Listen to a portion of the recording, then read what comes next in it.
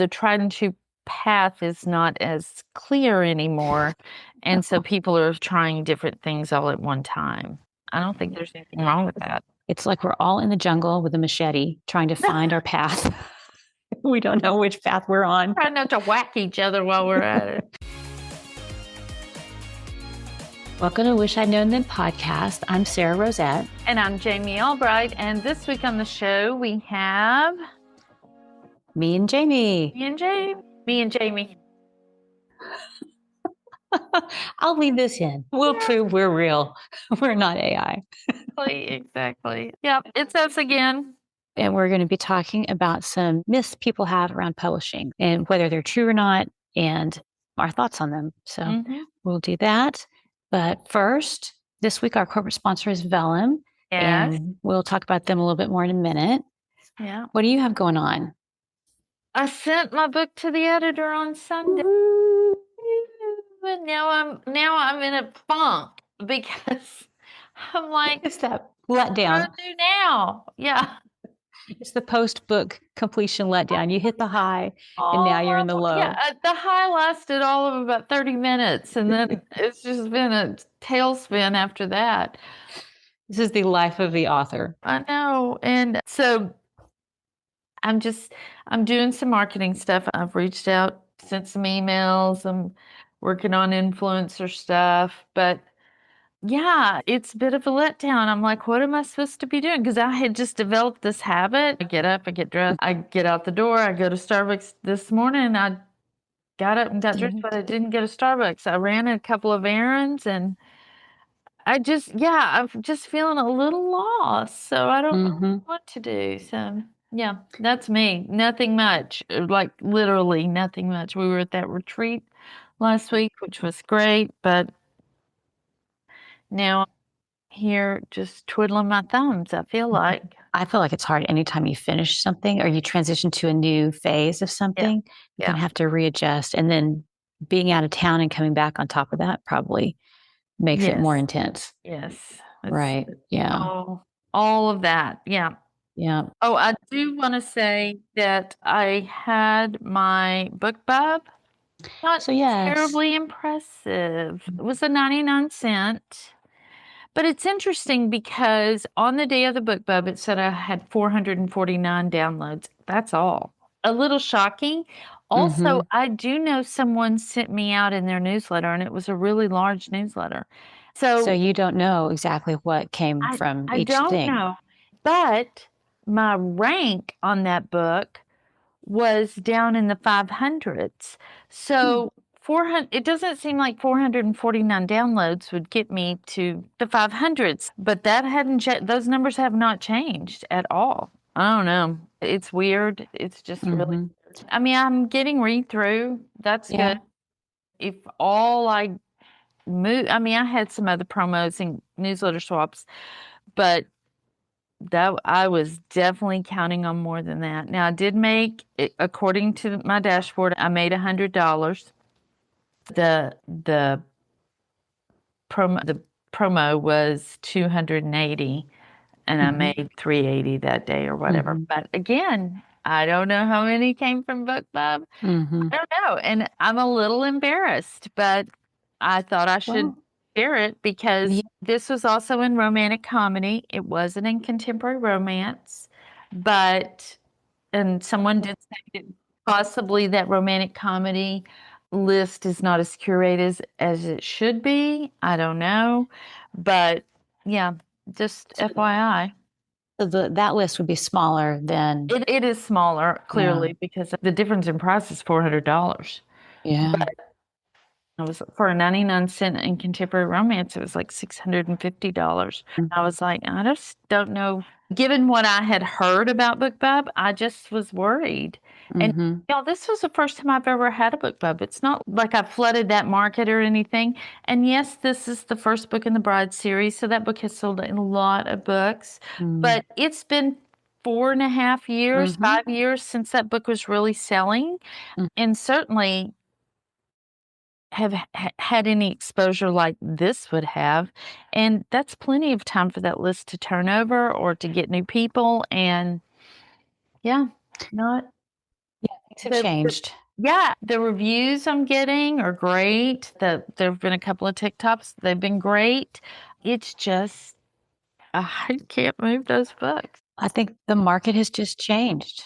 The market has just changed. And maybe 5 years ago, a BookBub, you really saw huge results from that. And now you just don't. We still love BookBub. I would still recommend, if you can get one, to do one, because those are people that will have seen your book that maybe have never seen it. And people who read it, if they read through everything, that's great. But still, I know it's a little disappointing. It is. It is, but it's okay. I mean, I'm just choosing to look at it, since this book I'm putting out is not romantic comedy. That's just the universe's way of protecting. If I had thousands of rom-com downloads, then they might be really disappointed if they pick up your book, read through it, and then your next book isn't a rom-com. The next one you release isn't. So it'll probably all work out fine. But I don't think even the people that used to get a huge spike, and Amazon's changed the way they do their algorithm now. So even if you got a huge spike, it sounds like they might depress that a little bit so that it's not so big and doesn't impact the rank as much. The good, the bad, the ugly on here, y'all. Y'all. You get it all. You get it all with us. I'm not going to lie. That is the truth. Yeah. Well, for me, we're back from the writing retreat, like you said, and I've just been cleaning up things that need to be cleaned up, doing email. I've got some newsletters that need to go out. I signed up for some BookFunnel sales promos. And to be in those, usually they require you to share with your list. And I have this, I don't know what it would be, this compulsion that once I sign up for one, I just have to go ahead and do the newsletter and schedule it, or else I can't sleep. That's exaggerating a little bit. But I have to get that done because I feel that's a responsibility I owe, and it just bothers me. So I'm working on that. And I did a couple of paperback giveaways, a Goodreads giveaway. I have 2 of those going. So I did it in phases and separated them by a few weeks. So one is completed, sent those off, mailing out the trope books, the giveaway that I did on Substack. So if you got contacted for a trope book, those are going out. And I have a lot of plate spinning, and I don't know which ones I'm going to focus on. So trying to narrow it down. We got a lot of ideas and information and mindset things during the retreat. So I'm trying to sort through all that, figure out priorities. Yeah, there was a lot. And I did do a hot seat, help seat kind of thing, and for this launch. And I got a list here. And then on top of that, Claude has given me a list set for marketing stuff. So it's a lot, but I got a lot done Saturday. There were emails I needed to send, and just people I needed to reach out to. I did a re-engagement campaign for my newsletter. Yeah, so just that kind of thing. Yeah. So we're busy about many small things, basically. Yeah. Thank you to our supporters that support us every week so faithfully. We really appreciate it. And I want to give a shout out to a longtime supporter that we've had for over 3 years, Delaney Smith. I don't have a link to a website or anything for Delaney, but we just want to say thank you, and we appreciate it, along with all of our other people who support us each week. If you've gotten value from the podcast and want to help us out and let us know that you support us, one way to do that is to support us through the podcast. You can click on the link in the app, or you can support us on Substack, or you could share the podcast or post a review. We never ask for those, but we do appreciate those as well. And if you become a supporter, you get access to the backlist of supporter episodes and a shout out in a future episode. And this episode that we're going to do today, we're going to split it up, and we're going to do part of it will be going out to on the regular feed. And then the last half of it, we will do for supporters only. So that's our plan for today, at least at this moment right now. That's the plan. Things change all the time around here. Yep, they do. And we just want to especially thank our corporate sponsor, which is Vellum this month. We just appreciate them so much. Sarah and I both use them, and we find them so helpful. Just the software itself is so helpful, but they're also so helpful. The software works great. It's easy to use. and they are just very responsive to requests and issues that people have in the author community. They go to conferences and really stay in touch with what the needs are of authors and try and improve it. If you don't know anything about Vellum, it's a Mac-only software that you can use to format your ebooks and print books. And it takes Word documents and files, and it creates the EPUB or print version, PDF version that you need to upload to Amazon, Kindle, Kobo, Nook, all the different places. And it also creates the print files for you. They're just beautiful. You can modify them and use them in different ways. Yeah. And it's got this is such a simple thing, but I like a little tab you can open and see the preview of what it's going to look like. Yeah. It's easy to tell, especially with the print stuff, you can see where you need to change things. Right. I hate having that they call it an orphan, where you have one line of text or one word, and you can fix that. You can see and fix that. And then they've got styles for chapter headings and block quotes and ornamental breaks, and just makes it really pretty. But it's not like I have to spend even hours. I was going to say a day or two, but not even an hour or two. I can get a book formatted pretty quickly. Yeah. Because it's pretty easy to use. Yeah. You know what I really like about it is once you create it, it creates this Vellum file that goes in your files. Like I always put it in with the book under my book file on my computer. And then if you have to go back in and update it, or I inevitably forget something and I have to it keeps that same file. It's not like you're having to find it in different places. It just, what's the word I'm looking for? It keeps the most current file. Yes, it keeps the most, thank you. It keeps the most current file. And I really like that because half the time I can't find most of my stuff. So I always know where it is because and I always know that whatever's in there is the most current of that book. So that is nice. Instead of having the final. Like you have your title, V1, V2, V3, final. So they've saved us from ourselves because they knew we would have trouble with that. Exactly. So thank you, Vellum, very much. We appreciate your support, sponsorship. It means the world. Right. Yes. And if you're interested in that, you can go to tryvellum.com/wish, WISH. So that will help us out if you'll use that link. And let's see. So I guess we're getting into the myths now. Are you ready? I'm ready. Okay. So let me get to my list here. All right. These are just common publishing myths, and we're going to talk through them. And I don't know, maybe I'll go back in and add a sound effect later if they're busted or if they're true. We'll have a maybe. See how much time I have when I edit this. Okay, so myth number 1, if your book is good enough, it will sell. I'm going to say that is definitely a myth. Unfortunately, there are some really great books out that very few people have read because it's about getting those books in front of the right readers. They're undiscovered. And sometimes I discover a book and I think, oh, this is amazing. Why don't more people know about it? Yeah. There is something to be said for you've written a great book, people read it and they like it and they talk about it, and that can spread the word. But that's probably, if you're a professional author trying to make a living at this, that's not a good strategy, right? Yeah. Hope is not a strategy. That's right. Though we all do. I would say, and there are a lot of different ways you can try to get your book in front of the right readers. You can pair up with other authors in your genre and do some sort of promo. You can run ads. You can do social media stuff. Again, visibility is all of ours. I guess that's right. Ours? Sounds good enough to me. Okay. It's all of our biggest problem. It's our biggest challenge, I should say. How do we get visibility? We're all trying to figure that out right now. And but there are ways to do it.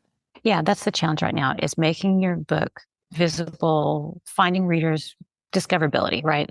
The ability to find people who haven't read your book and enjoy it. Yeah. So yes, that is a challenge. And you've got to write a good book. That's important.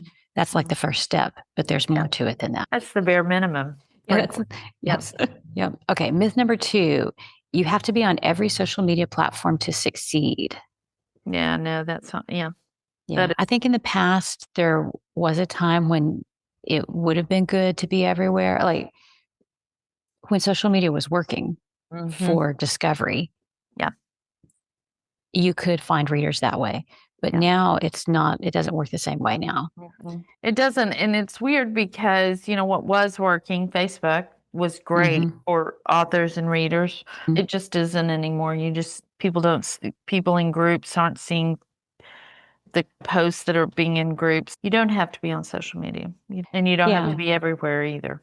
Yeah. And you can do different things. You can do always a newsletter. That's always the recommendation, is have a newsletter and use that. And then if you want to invest in something like direct sales, you can do that.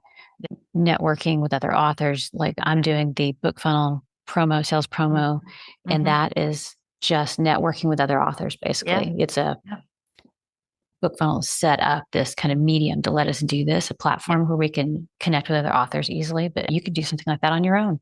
Correct. Find 3 or 4 authors who write in a similar genre or even just related, and set up some sharing that way. I was trying to think of other things that you can do besides social media, since that seems to be everybody. We often feel like we have to do social media. And there's podcasts, there's Pinterest, which is not really a social media platform. It's more of a search engine. And if you can figure that out, there's Substack. Lots of authors are successful in Substack, and there's plenty of options out there. I would say even Goodreads, though most of the time when I say Goodreads, people flinch. According to Alessandra Torre, it's a great way to find readers and have readers find you. That's the important thing. It's a place where readers can find you. So that's good. Yeah. And it is a huge platform of readers. They're over there a lot of times on social media. They're looking at book stuff, but then they're also shopping, looking at pictures from family and friends. And so if you're on Goodreads, the discussion is books. So you're over a hurdle there. At least you've got your readers there. So that's a good start. And I'm doing the Goodreads promos or the Goodreads giveaways because that makes my books more visible over there for a little while. It comes to the top of people's feeds. I'll link to Alessandra's interview we did with her, because I think she talks about how when you run a giveaway, it goes in their feed several different times. It does. Yeah.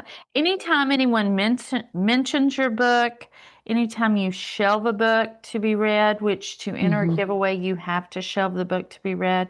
Anytime you leave a review or make a comment about a book, it goes into their feed. And so it's a kind of a constant way while that book is in the giveaway, to have it be seen. Yeah. Yeah. And then I think there are people that just look at the giveaways. They go in and browse the giveaways and see what's in there. And they may see your book and think, oh, I love this subgenre. I may not win this, but I want to read it later. So yeah, absolutely. Absolutely. Okay. So that was our third one. Let's see what's next. Or no, wait, that was our second one. So the third one, direct sales is only for authors who already have a huge audience. Let's say this one, partially true. I don't think you have to have a huge audience for direct sales.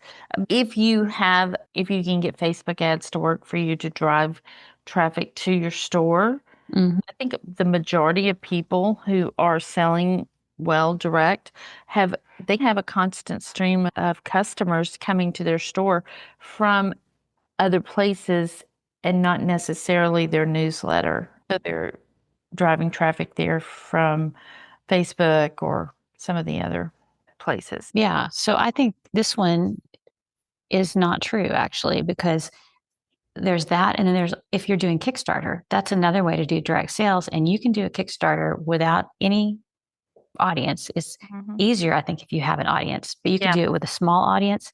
But Kickstarter does bring people to you. If you can show that there's interest in your page, they bring more and more readers, or I guess viewers, to it. So that would be a way you could do direct sales with a small audience or no audience. You could do that. Yeah. And there are ways to do, even if you have a small audience, if you use something where you just pay it, where you just have a single page, and you don't have to set up a whole store. You don't have Correct. to have a whole Shopify store. You might just do a single sales page for your offer, whatever it is. Yeah. So I think this one's busted. Mythbusters. Yep. That's right. Yes. All right. Myth number 4, rapid release is the only real way or the only way to make real money as an indie. So I think no. I was proof that wasn't true. Yes. Back when I was releasing. Yeah. They were both proof of that, I think. Yeah, we were both proof that wasn't true. And we know people now that don't rapid release and they're doing just fine. Yeah. Mm-hmm. Yeah. You can use that model, but there seemed to be a philosophy for a while.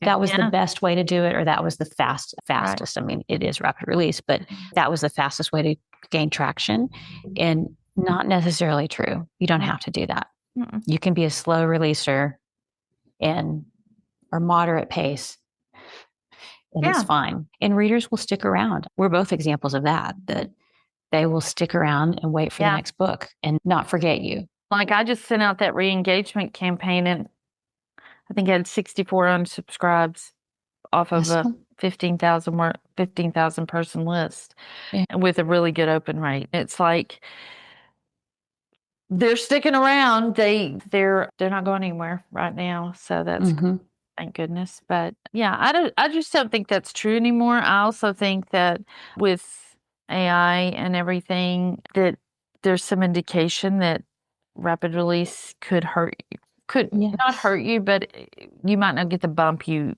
used to get from rapid release. I know some people that are still rapid releasing like once a month in some of the genres like monster romance and stuff.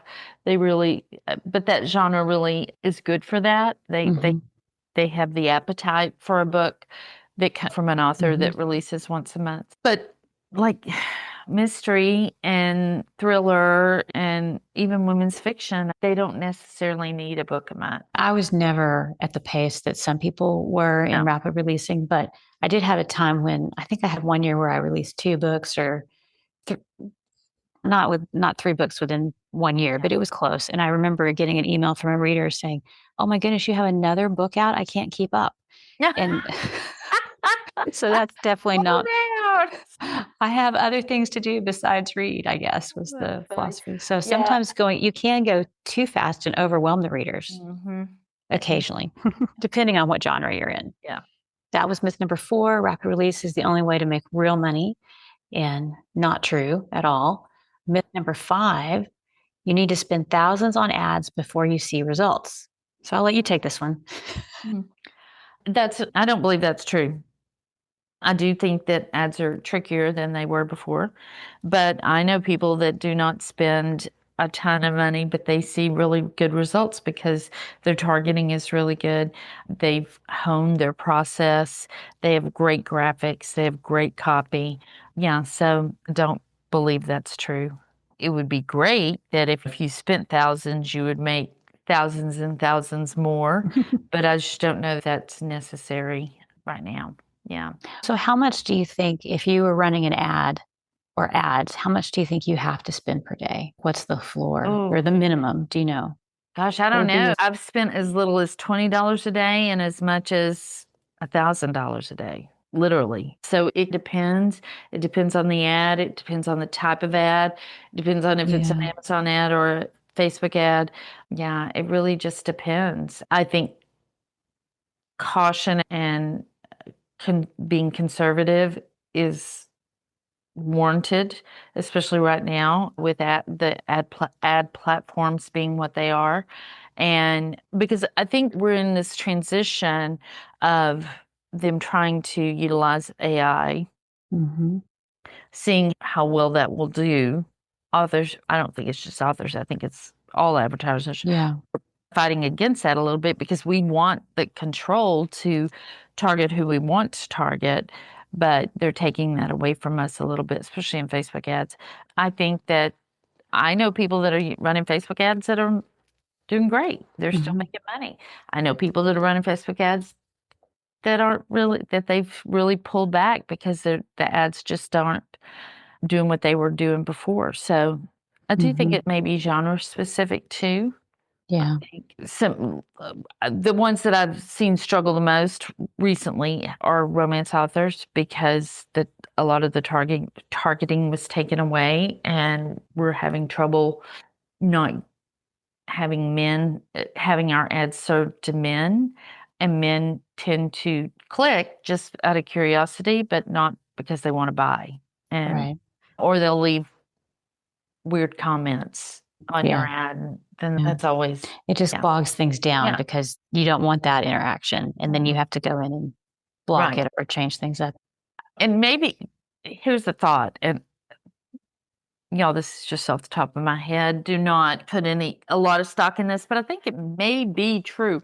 Back 5 years ago, when I was running ads and doing so well with them, 5, 6 years ago, it was because romance was really, in rom-com in particular, was really a strong genre, and a lot of people were reading it. And now I think it's more romantasy and some of the other things. And the people I hear whose ads are doing well are people who are writing in those that genre, or the genres that are really still strong. Not that romance isn't, because it always is going to be, but also romance is just flooded right now. And so I don't know. If I knew, I would be way wealthier than I am right now. That's true. We all would be if we could do that. I'm in a lot of groups with a lot of people. It's about 50-50. Some people are having really good luck with ads and some people are not. And so I think you just have to kind of tread lightly and be conservative. And if you find an ad that's working or a platform that's working, go all in on it and see what happens. Yeah, I ran some ads for first time I'd done in a long time for the letters back in the fall.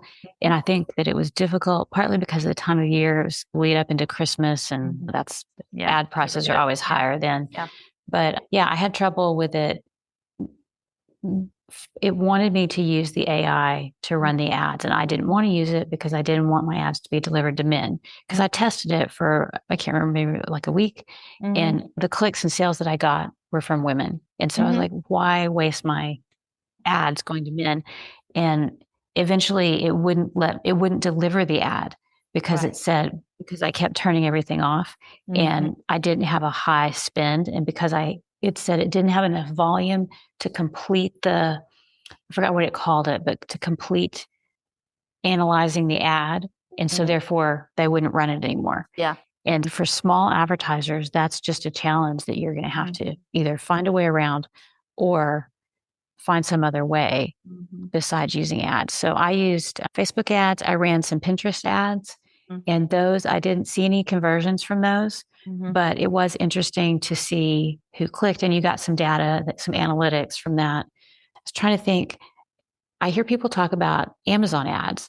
Do you hear anybody talking about BookBub ads, Google, Reddit, anything else? No, not really. Not really. I hear people talking about, hey, I might try these, but I haven't heard anybody having major success with them. You don't need major success. Maybe you just need a little bit of success over several different platforms. That could be a strategy too. Yeah, kind of like going wide. Yeah. My wide income, usually all my retailers besides Amazon, if I put all those together, usually what I earn with that equals what I'm earning on Amazon. Right. So it's not one platform is going to be huge, but altogether it's a significant boost. So maybe it's the same way with ads. And if anybody is having great success with ads, let us know, especially if they're not Facebook specific. We would love to talk to you. We'd love to hear what you're doing. Let's see, I had another question since we're talking about, or another thing that when you mentioned romantasy is hot right now. And I feel romantasy is hot, and then cozy.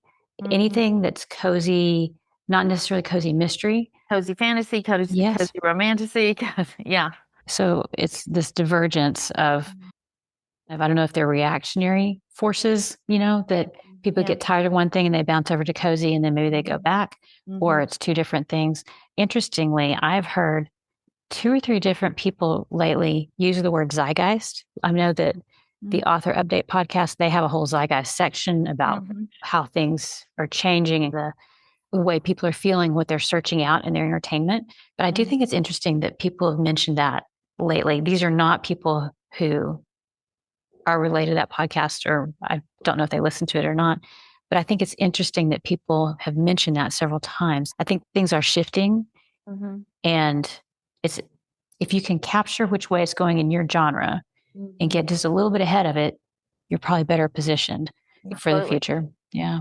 Absolutely. Yeah. I mean, it's a weird time right now, y'all. It's just weird, in so many ways, right? In so many ways. And I feel like if we just can write it out, keep writing your books, keep trying things.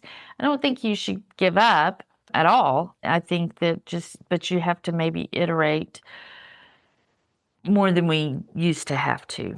And the people that have had success lately are not, it's not some technique that they're using. Oh, now I'm writing and releasing 3 books or 5 books and releasing. It's not something, not that it's not rapid release, but it's not a writing style. It's like they're going outside of publishing in many cases, and they're doing different things like Kickstarters. They're doing special editions and direct sales, sort of combos of things that we hadn't seen maybe 5 years ago. Or if you did those things, it was here's my path. I'm going to jump over here and do a Kickstarter, but then I'm going to come back to this kind of tried and true path. Now the tried and true path is not as clear anymore. And so people are trying different things all at one time. I don't think there's anything wrong with that. It's exhausting, but I don't think there's anything wrong with it. Yeah. It's like we're all in the jungle with a machete trying to find our path. We don't know which path we're on. Try not to whack each other while we're at it. That's true. Yes. Yeah. Okay. Well, that was the 5th one. So I think we'll take a break here and we'll do the other half in the supporter episode. So that will be in the Substack. You'll be able to see that in the list of episodes. If you're on a podcast app, you can click the link to become a supporter and see it that way. Yeah. And we'd love to hear your thoughts on this. If we're completely wrong or you think we're wrong, let us know. We decided to be a little more controversial. No, we haven't. That was suggested to us that we try to be more controversial. We're like, one, that's just not our nature. And 2, we don't have the energy. We just don't have the energy to be that. But if you think we're wrong, then that's fine. Let us know and we'll talk about it. Yeah. Let us know what you think and what your ideas are. And if you have suggestions on how to solve some of these problems, because each one of these things is sort of a problem that we face. How do you find people? How do you get your book visible? Yeah. How do you connect with your audience through ads? So if you have some solutions, let us know because we would love to hear it. Yeah, absolutely. Absolutely. We'll wrap this up here for now and come over and find us in the supporter episode. And don't forget Vellum. They are our sponsor for this week, and that link will be in the show notes. And thanks everybody for listening. We appreciate it. Yeah. Thank you. Bye everybody. I think I've snorted twice on this podcast, so you're welcome. Do you want that in or out? I don't care. At this point, I just do not care. I have no ego left. Oh my goodness. Here, hold on just a minute. I have to, my page refreshed and I can't find something on my document. Hold on.